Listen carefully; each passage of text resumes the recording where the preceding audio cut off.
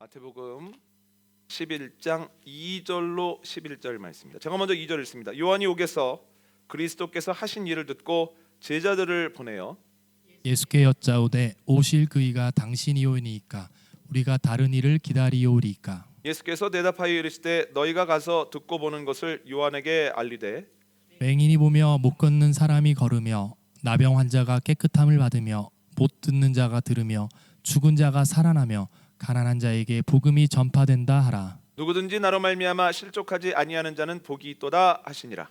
그들이 떠나매 예수께서 무리에게 요한에 대하여 말씀하시되 너희가 무엇을 보려고 광야에 나갔더냐?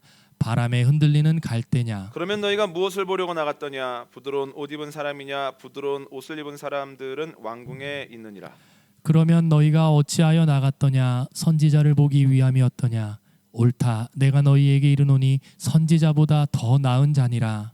기록된 바 보라 내가 내 사자를 내 앞에 보내노니 그가 내 길을 내 앞에 준비하리라 하신 것이 이 사람에 대한 말씀이니라.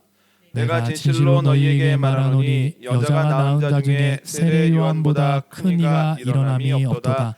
그러나 천국에서는 극히 작은 자라도 그보다 크니라. 아멘.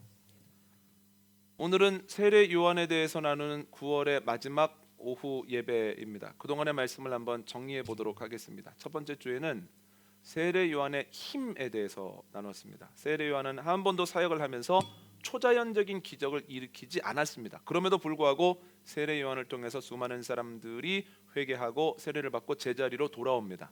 그에게는 어떤 힘이 있었습니까? 말씀이 그에게 힘이었다는 거예요. 우리 교회도 말씀이 있고 우리의 가정에 말씀이 있고 내가 흔들릴 때마다 말씀이 나를 꽉 붙잡을 때 우리에게도 힘이 있어 하나님의 자녀로서 살아갈 수 있다라고 하는 거죠. 말씀이 저와 여러분에게, 여러분의 가정에, 또한 우리 교회에 넘치게 되어지기를 원합니다. 그런데 말씀이 충만하기 위해서 두 가지가 필요하다고 말씀을 드렸습니다. 첫 번째는 말씀을 사모해야 됩니다. 그냥 일상을 살아가고 하늘을 올려다보지 않는데 그냥 말씀이 임한 것이 아니라 세례 요한이 광야에 나가서 하나님의 말씀을 받고자 하였을 때 말씀이 임했다는 거예요. 두 번째는 하나님의 때까지 기다려야 말씀을 받을 수 있다는 겁니다. 광야로 나가자마자 말씀을 받은 것이 아니라 하나님의 말씀을 받으려고 결단하고 오랫동안 기다렸을 때, 하나님의 때가 되었을 때, 대략 10년 정도 되었을 때 말씀이 그에게 온전히 임했다라고 하는 말씀을 드렸습니다. 두 번째 주에는 김성민 목사님과 함께 세례 요한의 삶에 대해서 나눴습니다. 그때 저희가 새롭게 알게 된 사실은 김 목사님께서 결혼하기 전에 나는 아들을 낳으면 아들 이름을 요한이라고 줘야 되겠다 이렇게 결단하였으나 잘 되지 않았다는 사실을 알게 되었습니다. 그런데 목사님이 요한이라고 줘야 되겠다라고 했을 때 요한은 세례 요한이 아니라 사도 요한이었다는 거예요. 왜 세례 요한이 아니었을까요? 세례 요한의 삶이 참 고단해 보였기 때문입니다. 어떤 부모가 자녀들의 삶이 그만큼 고단했으면 하겠습니까?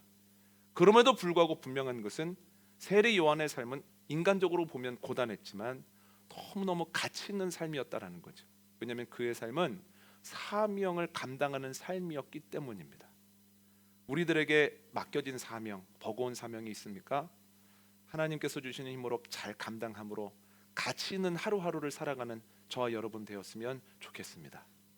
세 번째 주에는 최도재 목사님과 함께 세례 요한의 부담이라는 제목으로 말씀을 나눴는데 방금 나눴던 것처럼 세례 요한에게 주어졌던 사명이 결코 만만치 않았다는 거예요. 몸과 마음이 고됐습니다. 그런데 그 중에서도 본인이 메시아라고 선포하고 기다렸던 그 예수님이 본인에게 와서 세례를 받겠다고 할 때는 정말 무겁고 부담스러웠다는 거예요.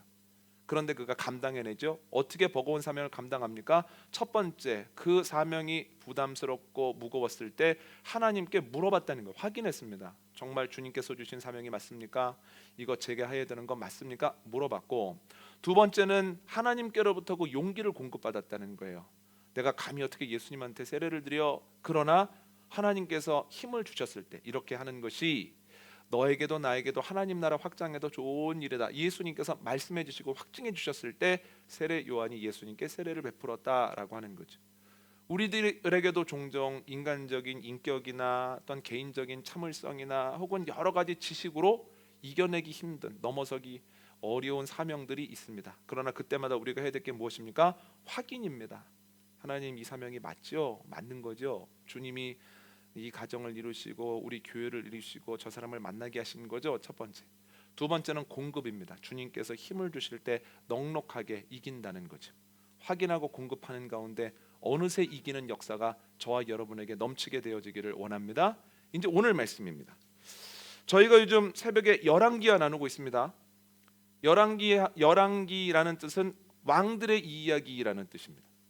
그래서 열왕기상은 왕들의 이야기 1편, 열왕기하는 왕들의 이야기 2편입니다. 열왕기상하에는 41명의 왕이 나옵니다. 솔로몬으로 시작을 해서 솔로몬 때에 북이스라엘과 남유다로 나뉘어지는데, 남유다가 바벨론에게 멸망하기 전까지 20명의 왕이 나오고 북이스라엘이 아수르에게 멸망하기 전까지 20명의 왕이 나옵니다. 그런데 각기 왕들에 대한 평가, 하나님의 평가가 나온다는 거예요. 그런데 열왕기하를 보면서 느끼는 게 뭐냐면 그 하나님의 평가가 크게 세 가지로 나뉩니다. 첫 번째는 뭐냐면 처음부터 끝까지 악을 행했다, 이런 게 나옵니다. 대표적인 경우가 오므리, 아합을 비롯한 대부분의 북이스라엘 왕들이 처음부터 끝까지 죄를 졌습니다. 그리고 남유다의 적지 않은 왕들도 선한 삶을 살아보지 못하고 처음부터 끝까지 악을 행했다라고 하는 거예요. 그런데 왕들 말고도 성경에 보면 처음부터 끝까지 악을 저지른 사람들이 꽤 있습니다. 하나님의 사람인데 대표적인 경우로 한 사람만 꼽자면 삼손입니다. 저희가 삼손하면 그 엄청난 괴력에 집중을 하기 마련인데, 엄청난 괴력이라고 하는 것만 쏙 빼고 그의 삶을 한번 보십시오. 정말 처음부터 끝까지 이성 문제에서 벗어나지 못한, 하나님 나라가는 그날까지 가족들 속색이고 민족 속색이고 하나님 마음 아프게 했던 사람입니다. 처음부터 끝까지 하나님의 사람인데도 그런 사람이 성경에 나온다는 거예요. 두 번째 경우는 어떤 경우냐면 처음에는 좋았는데 나중에는 점점 악해지다가 넘어져 버리는 경우가 있습니다. 대표적인 경우가 솔로몬입니다. 그러니까 오전에 나눴던 것처럼 솔로몬은 처음 왕위에 올랐을 때는 굉장히 겸손한 사람이었습니다. 자기를 아이로 표현을 하고 내 힘으로는 하나님 사명 감당하지 못한다고 생각을 하고, 그래서 하나님께 듣는 마음, 지혜를 구하지 않습니까? 그런데 점점 그의 나라가 강력해지고 넉넉해지고 유명해지고 칭찬받는 거예요. 그러면서 그의 마음이 이제는 높아져 버려서 나중에는 하나님이 아닌 다른 것 자랑하면서 살고, 또 하나님께서 나중에는 아무리 말씀하셔도 3번이나 명확하게 나타나셔서 솔로몬 돌이켜라 라고 말씀하셔도 솔로몬이 들으려고 안 했다는 거예요. 교만해졌다는 건 뭡니까? 들을 기가 사라졌다는 거예요. 듣고자 하는 마음이 사라졌다는 겁니다. 그래서 솔로몬은 너무너무 좋은 출발을 하였고 중간에 복도 많이 받았으나 그것 때문에 하나님을 멀리 떠났던 왕이다 라고 하는 거죠. 여러분, 사사 중에서는 기드온이 또 그렇습니다. 그는 하나님에 대한 믿음을 가지고 300명의 용사와 함께 10만 명이 넘는 미디안 군사를 이기지 않습니까? 그런데 40년 동안이나 하나님과 동행하면서 분명히 이스라엘을 다스렸는데 어느 순간부터 왜 그랬는지는 모르지만 하나님을 의지하지 않고 하나님을 자랑하지 않고 사람들에게 금고리들을 받아서 녹여 에봇을 만들고 음란하게 에봇을 위했다는 거예요. 그거 자랑했다는 거예요. 하나님 자리 그거 놨다는 겁니다. 그래서 처음에는 굉장히 좋았는데 나중에는 기드온도 너무 안타까운 모습을 보여줬다는 거죠. 열왕기하에 나오는 사람 한 사람만 꼽자면 엘리사의 제자 게하시도 여기에 해당합니다. 게하시라고 하는 그 엘리사의 사환도 그 옆에서 하나님의 하시는 일을 보고 엘리사가 보내면 가서 예후에게 이런저런 것들도 전하기도 하고 여러 능력의 도구로서 사용이 되었었는데 나중에는 어떻습니까? 돈 욕심이 생겼습니다. 그래서 나아만 장군이 돌아갈 때 우리 엘리사 선생님이 좀 가지고 오랍니다 해서 그것을 숨겨놨다가 나중에 그 나병을, 그 나아만 장군의 나병을 가지고 살아가는 삶을 살게 되었다라고 하는 거죠. 참 이건 안타까운 일입니다. 처음엔 좋았다가 나중에 안 좋아지는 것. 이와는 비교할 수 없겠지만 간단한 예를 들어드리면 저는 82년부터 서울을 연고로 한 프로야구 팀을 응원하고 있습니다. 그러니까 어느 날 부모님이 82년도에 프로야구 한 팀에 회원을 이렇게 들어오셨어요. 그때는 5,000원이었습니다. 82년에 5,000원이면 상당히 비쌌습니다. 그런데 아니죠. 맞아요. 5,000원 비쌌어요. 그 팀을 굉장히 응원하고 그 야구팀 잠바를 입고 다녔거든요. 그런데 어느 순간 몇 년 전에 그러니까 대전을 연고로 한 팀을 한번 응원해 보고 싶은 거예요. 거기에 있는 좋은 선수도 메이저리그도 보내고 정말 유명한 전설적인 감독도 영입하고 오죽하면 저렇게 애를 쓸까 하면서 내가 올해는 이 팀을 중점적으로 응원한다 해서 제가 응원하는 팀과 그 팀이 경기를 해도 대전을 연고로 한 팀을 막 응원했거든요. 그러면서 제가 느낀 게 있습니다. 야, 너무너무 힘들구나. 뭐가 힘드냐면 처음부터 지는 건 그래도 좀 낫습니다. 처음부터 그냥 6대0, 8대0 이러면은 그래 편하게 보자 이렇게 보는데 한 6회까지 이길 것 같아요. 1, 2점 차로 이길 듯 말 듯 가다가 7회, 8회 엉뚱한 행동을 해서 꼭 뒤집힙니다. 저 사람은 안 그러겠지 했는데 그 사람이 실제 그래서 꼭 져요. 그리고 참 희한한 건 뭐냐면 이제 가을 야구에 탈락을 하고 나면 그때부터 또 어느 정도 잘합니다. 그러니까 제가 그때 느낀 게 뭐냐면 처음부터 지는 것도 힘든 일이지만 처음에 잘해서 이번에는 이기겠다 하다가 꼬꾸라진 것이 굉장히 어려운 일이구나라는 생각을 했습니다. 여러분, 제가 이 말씀을 드리냐면 처음부터 은혜를 받아서 잘하는 사람이 나중에 그 악한 모습을 보이고 넘어질 때 하나님의 마음이 얼마나 아프셨을까라고 하는 거죠. 솔로몬이라든지 기드온이라든지 믿음의 사람들이 변하고 넘어지기 시작할 때 얼마나 힘드셨을까. 지금 목회자들도 그렇죠.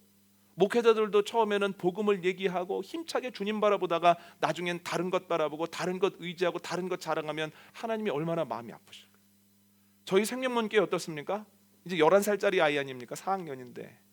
그런데 지금 4학년이기 때문에 순수하고 순전합니다. 그런데 이것이 변한다면 하나님 마음이 얼마나 아프실까. 여러분, 끝까지 좋아지는 은혜가, 끝까지 성장하는 은혜가 저와 여러분에게, 여러분의 가정에, 우리 교회 안에 있게 되어지기를 원합니다. 세 번째 경우를 보면 처음부터 끝까지 하나님의 마음을 기쁘시게 하는 왕도 있더라는 거예요. 대표적인 경우가 다윗입니다. 물론 중간에 큰 위기가 있었습니다. 음행을 하고 그거 감추려고 그 남편 죽이고 혹은 나중에는 본인 가진 것 자랑해 보려고 계산해 보려고 인구조사했다가 하나님께 큰 벌을 받기도 하고, 그럼에도 불구하고 그는 용서하심의 은혜 안에서 하나님과 회복을 하고 끝까지 쓰임을 받더라는 거예요.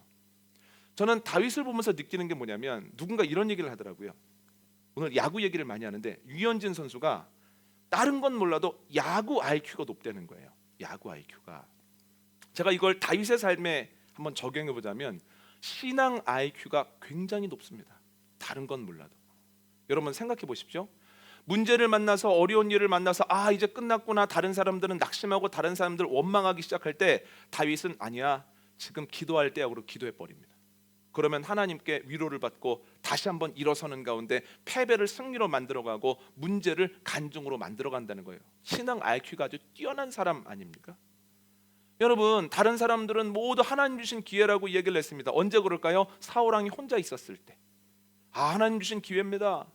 그를 죽여야 됩니다. 그런데 다윗이 뭐라고 얘기합니까? 아니, 하나님이 세운 사람인데 그렇게 해서는 안 돼.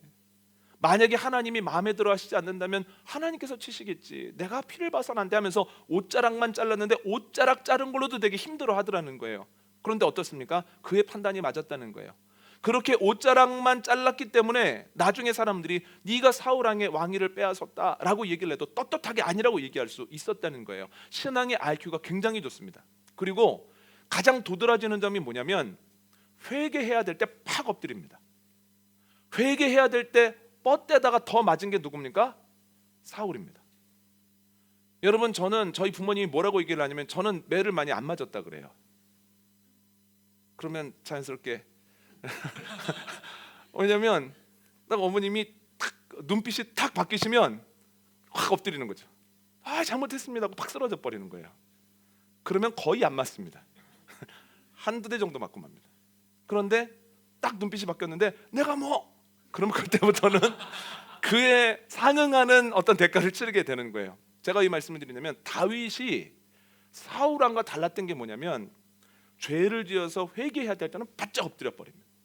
그래서 시편 51편을 보면 어떤 표현이 나오냐면 내가 죄를 짓고서 얼마나 눈물을 흘리면서 죄를 회개했는지 내 흘린 눈물에 침대가 떠버렸다, 침상이 떴습니다 라는 표현이 나오거든요. 제가 이 말씀을 드리냐면 여러분, 저희도 신앙의 IQ가 높았으면 좋겠습니다. 문제를 만났을 때 낙심할 때 아니야, 원망할 때 아니야, 하나님 안 돌아가셨어, 기도해야 될 때야 기도하고, 또 남들이 이거 하나님 뜻 아니겠냐고, 이거 좋은 일 아니겠냐라고 할 때 정말 하나님의 뜻이 무엇인지를 금방 깨닫고 회개해야 될 때 바짝 엎드려서 회개하는 은혜가 저와 여러분에게 넘치게 되기를 원합니다. 다윗만 그런 게 아니라 모세도 끝까지 쓰임 받았죠. 엘리야도 끝까지 쓰임을 받았죠. 신약에 가면 사도들도 끝까지 쓰임 받았죠. 사도 바울도 끝까지 쓰임 받았죠. 여러분, 그렇다면 우리에게도 이러한 은혜가 가능할 줄 믿습니다. 노년기 분들을 위해서 간절히 바라는 것은 다윗처럼 모세처럼 끝까지 하나님 안에서 승리하는 삶을 살아가게 되기를 원합니다. 늘 말씀드리지만 저희 교회는 뭐가 없습니까? 신앙에는 방학도 없고 졸업도 없습니다. 놀던 친구들도 시험 전날이 되면 더 열심히 하거든요. 어떻습니까? 주님 앞에 서야 되는 날이 가까이 오면 가까이 올수록 내 마음을 더 다하여서 주님을 바라봐야 된다는 거예요. 우리 노년기 어른들에게 끝까지 승리하는 은혜가 있게 되어지기를 원합니다. 여기 앉아 계신, 그리고 예배 인터넷으로 드리고 계신 여러분들 중장년층들에게 하나님의 은혜가 임하기를 원합니다. 인생에 있어서 중장년기가 제일 바쁜 것 같습니다. 일도 해야 되고 가정도 돌봐야 되고 챙겨야 되는 것도 많고 기본적으로 해야 되는 것들이 너무나 많습니다. 그러나 그 바쁜 와중에서도 주님을 온전히 바라보는 가운데에서 엇나가지 아니하고 변질되지 아니하고 끝까지 주님을 따르는 저와 여러분 되어주시기를 원합니다. 저도 노력하겠습니다. 또 여기 있는 아이들 위하여 기도합니다. 아이들 여기 앉아 있다는 것 자체가 참 대단한 일 아닙니까? 아이들의 눈이 감겨 있을 수 있고 고개가 꺾여 있을 수는 있지만 그래도 여기서 눈 감고 있고 여기서 꺾여 있는 게 복되되는 거예요. 여러분, 이 아이들이 지금만 예배하는 아이들이 아니라 시간이 가도 노년이 이르기까지 하나님을 만나기까지 하나님을 찬양하고 하나님께 예배하고 주님께서 주신 복으로 채워지는 복된 인생 살아가게 되기를 원합니다. 그런데 세례요한은 몇 번째일까요? 첫 번째, 두 번째, 세 번째 어떤 걸까요? 예, 세 번째 삶입니다. 처음부터 좋았습니다. 태중에 있을 때부터 기도받았고 태어나면서부터 신앙 양육을 받았습니다. 초년기가 얼마나 좋습니까? 이제 청소년기를 벗어나서 이제 어른이 되었을 때 말씀을 사모해서 그가 광야로 나가죠. 그리고 그 다음에 광야에서 돌아와서 말씀을 전하는데 사람들이 구름대처럼 몰려듭니다. 그 사람들에게 말씀을 전했을 때 그들의 삶에 변화가 나타났다라고 하는 거예요. 너무너무 잘 되죠. 그런데 그는 끝까지 교만해지지 않았다라고 하는 거예요. 그래서 그를 보면서 사람들이 메시아입니까? 라고 물어봤을 때 아니요, 저는 메시아 아닙니다. 저는 그분의 신들매를 들기도 감당 못합니다. 신들매를 들고 서 있는 게 종이거든요. 그러니까 저는 그분의 종 중 하나로 존재하기도 버거운 사람입니다. 너무 약한 자입니다. 라는 겸손함이 있었다는 거예요. 두 번째는 예수님이 세례 받으시겠다고 오셨을 때 뭐라고 얘기를 합니까? 제가 어떻게 세례를 베풉니까? 제가 주님께 세례를 베풀어야 될 사람, 제가 오히려 세례를 받아야 되는 사람인데요 라고 예수님께 얘기를 했다는 거예요. 끝까지 교만해지지 않았죠. 두 번째는 뭐냐면 세례 요한은 끝까지 무뎌지지 않았다라고 하는 거예요. 팔레스타인 땅에서 가장 큰 힘을 가지고 있었던 사람은 둘입니다. 첫 번째는 헤롯, 여러 헤롯이 있지만 하여튼간 헤롯이란 이름이 붙으면 굉장한 힘을 가지고 있습니다. 두 번째는 총독의 직위 위에 있는 사람. 예수님께서 이 땅에 오셨을 때 유대 총독이 누구였습니까? 본디오 빌라도였죠. 그렇죠? 그렇기 때문에 이 로마가 보낸 총독이나 로마가 임명한 헤롯 가문, 분봉왕은 굉장히 힘이 센 사람이고 생사 여탈권을 가지고 있는 사람들이에요. 처형권이 있다는 얘기예요. 사형권이. 그런데 이 헤롯 중에 한 사람이 헤롯 빌립이 죄를 졌을 때 다른 사람들은 가만히 무서워서 입을 다물고 있을 때 세례 요한이 이건 죄다, 하나님 기뻐하시지 않는 일이다 라고 매섭게 비판을 할 수 있었다라고 하는 거죠. 그러니까 이렇게 신앙적으로 처음부터 탁월하게 자라서 하나님께서 일을 맡겨주셨을 때 여러 열매가 있을 때 그는 교만해지지 아니하고 무뎌지지 않았죠. 그래서 예수님께서 최고의 칭찬을 하시죠. 세례 요한에게 뭐라고 말씀하십니까? 여자가 낳은 자 중에서 그보다 큰 사람이 없다. 그 전에 어떤 표현이 나오냐면 그는 선지자보다 나은 사람이다, 이런 평가를 하거든요. 여러분, 그가 왜 이렇게 예수님께 칭찬을 받을까요? 오늘 이거 나누려고 합니다.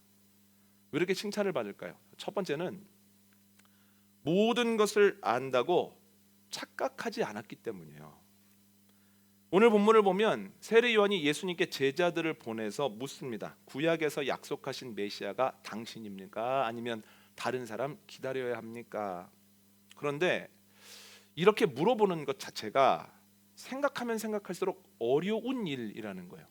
한번 오늘 본문 읽어볼까요? 누가복음 3장 10절, 12절, 14절 앞부분이 있습니다. 10절입니다. 시작. 우리가 물어 이르되 그러면 우리가 무엇을 하리이까? 12절입니다. 세리들도 세례를 받고자 하여 와서 이르되 선생이여 우리는 무엇을 하리이까 하매. 14절 앞부분입니다. 군인들도 물어 이르되 우리는 무엇을 하리이까 하매. 아멘. 세례 요한이 요단강에 와서 사람들에게 복음을 선포합니다. 그리고 가르칩니다. 그랬더니 그걸 배운 사람들이 더 자세히 알고 싶어서 세리나 무리들이나 그리고 군인들이 와서 그럼 우리는 무엇을 해야 되겠습니까? 세례 요한에게 물었다는 거예요. 그러니까 세례 요한은 어떤 사람이냐면 복음을 전하는 사람이고 복음에 대해서 보다 자세하게 풀어서 설명해 주는 사람이고 질문을 받았을 때 답해 주는 사람입니다. 다른 건 몰라도 사람들에게 구원에 대해서 복음에 대해서 메시아에 대해서는 그보다 잘 아는 사람이 없다는 거예요. 그래서 모든 사람들은 세례 요한은 물어보기만 하면 답이 척척 나올 거야.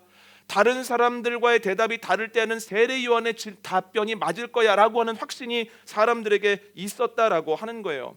그런데 세례 요한이 예수님께 제자들을 보내서 뭘 합니까? 물어보더라는 거예요. 여러분, 다른 사람들을 늘 가르치던 사람이, 다른 사람들 앞에서 늘 훈화하던 사람이, 다른 사람들 앞에서 늘 설교하던 사람이 사람들에게 무엇인가 누군가에게 무엇을 물어보는 것, 특별히 내가 전공 분야로 삼고 있는 것을 모른다고 인정하는 것, 얼마나 어려운 일인지 모른다는 거예요. 그런데 질문을 하는 사람만이 변질되지 않고 살아남습니다. 여러분, 이러한 경우가 요한복음 3장에 또 나옵니다. 누굴까요? 밤중에 예수님을 찾아왔던 니고데모입니다. 니고데모는 유대인의 관원이요 존경받는 사람이었거든요. 모든 사람들이 그를 선생님으로 여기고 그는 모든 것을 다 알 거라고 생각을 했거든요. 특히 구원과 생명과 성령에 대해서는 그랬습니다. 그런데 모르는 게 생겼어요. 예수님 보면서. 그랬더니 늦은 밤에 예수님 찾아오죠. 왜 늦은 밤에 왔을까요? 사람들이 보는 게 좀 부끄럽긴 했습니다. 그러나 모른다는 걸 자각하고 찾아와서 묻는다는 것 자체가 굉장히 대단한 일이라는 거예요. 예수님 뭐라고 말씀하십니까? 거듭나지 아니하면, 성령으로 거듭나지 아니면 네가 구원을 못 받는다. 가장 중요한 말씀 해주시죠. 제가 개척하기 전에 3개월 동안 미국 버지니아에서 잠시 목회를 하게 되었습니다. 사정이 좀 있었습니다. 그쪽에. 그런데 이제 교인들을 만났는데 제 아내에게 한 교인이 이런 얘기를 하더라는 거예요. 목사님은 장점이 하나 있는데 사람들의 이야기를 듣는 장점이 있다 그러더래요. 설교를 잘하는 목사님들은 무수히 많지만 교인들의 이야기에 귀를 기울이면서 재미있어하는 목사님은 그리 많지 않다고 얘기를 했다는 거예요. 그런데 제가 요즘 이 말을 자주 떠올립니다. 왜냐하면 목회를 하면 할수록 듣기보다는 자꾸 말하고 싶어져요. 제 스스로를 관찰해 보면 자꾸 말하고 싶고, 또한 어떤 질문을 받았을 때, 특별히 신앙에 관련된 질문을 받았을 때 제가 자세하게 생각을 안 해봤는데요, 다음 주에 한번 찾아봐서 말씀을 드릴 수 있을까요? 이렇게 얘기하기가 점점 어려워진다는 거예요. 그리고 나와 다른 신학적 의견이나 성경적 해석을 가지고 있는 이들과 이야기를 나누다 보면 자꾸 마음이 답답해지고 무거워지는 것들을 종종 느끼거든요. 그래서 제가 그런 생각을 합니다. 조심해야 될 때구나. 조심해야 될 때구나. 내가 무엇인가를 다 알고 있어. 그건 아니라도 잘 알고 있어. 아니면 비교적 내가 더 정확해 라고 하는 생각이 내 마음에 자리를 잡기 시작하면 그때부터는 썩는 길밖에는 없습니다. 설교를 준비하면서 한번 고민을 해봤습니다. 구원의 뿌리가 무엇일까? 물론 십자가 보혈인데요. 그러나 우리가 그 뿌리로 나아갈 수 있게 하는 근원이 뭐냐면 내 힘으로는 구원받을 수 없다라고 하는 자각이 십자가로 나아가게 하는 그 근원입니다. 내가 노력해도 안 돼. 내 힘으로는 구원 못 받아. 내 인격으로는 넘어서지 못하는 것들이 참 많아. 이것을 자각하고 인정할 때에 주님의 십자가로 더 깊이 나아가고 멈추지 않는다는 거예요. 내가 모른다는 것을 인정하고 질문하는 것은 내 영혼을 깨어 있게 하는 시원한 바람. 내가 다 알지 못한다는 것, 내가 아는 것이 정확하지 않을 수도 있다라고 하는 것을 인정하는 것, 그것이 내 영혼을 상하지 않게 만드는 냉기라는 거예요. 세례 요한에겐 이게 있었습니다. 여러분, 우리에게도 이런 마음이 끝까지 있기를 원합니다. 내가 모르는 게 많아. 계속 주님께 나아가 물어야지. 주님께서 나에게 허락하신 사람들을 통해서 들어야지. 계속해서 노력할 때 상하지 않을 뿐만 아니라 우리의 영혼이 점점 더 좋아지는 은혜가 넘치기를 원합니다. 두 번째는 말씀이 자신의 확신보다 먼저였다라고 하는 거예요. 여러분, 세례 요한이 왜 제자들 보내서 물을까요? 쑥스러워서, 자존심 때문에 그런 게 아니라 지금 헤롯 빌립이라고 하는 사람 잘못했다 그랬다가 감옥에 가 있습니다. 근데 감옥에서 예수님에 대한 이야기를 듣다 보니 아이고 이건 보내야 되겠다 해서 제자들 보낸 거거든요. 그런데 제자들을 보낸 이유가 있습니다. 한번 읽어볼까요? 누가복음 3장 9절 함께 읽어보겠습니다.